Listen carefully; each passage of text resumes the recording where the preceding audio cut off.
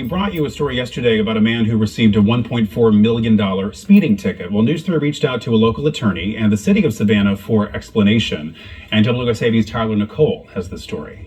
I mean, I can't imagine that somebody would have to pay $1.4 million for not showing up for a speeding ticket. Connor Cato was driving home on September 2nd when he was pulled over by Georgia State Patrol for driving 90 in a 55-mile-per-hour zone.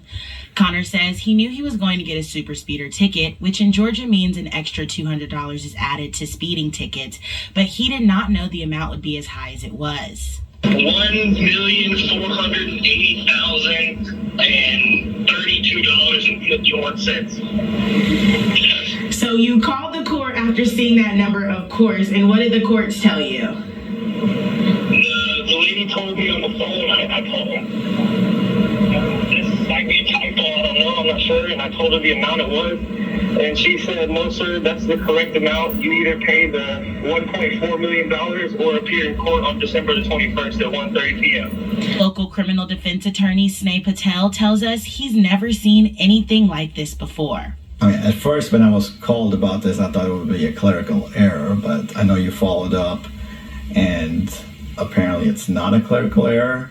So, again, I mean, I've never seen something like this, ever.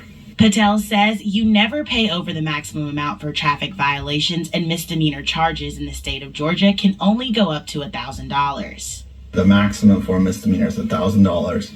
If it's a misdemeanor of high and aggravated nature, the maximum would be $5,000.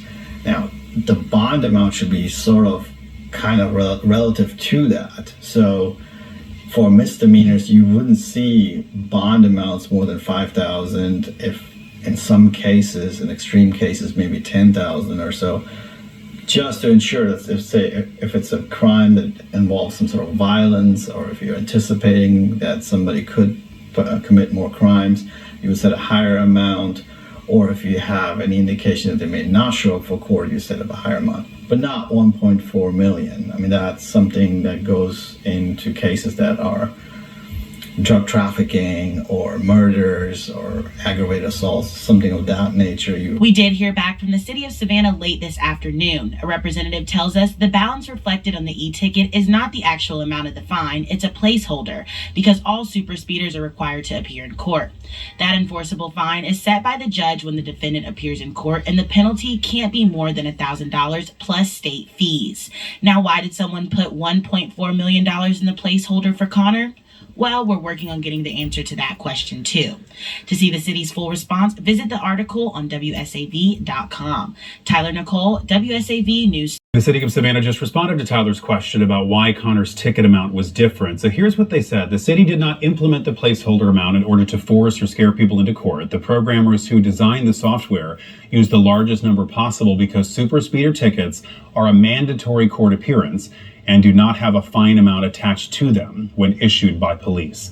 Recorder's Court is working on adjusting the language in e-citations in order to avoid any future confusion.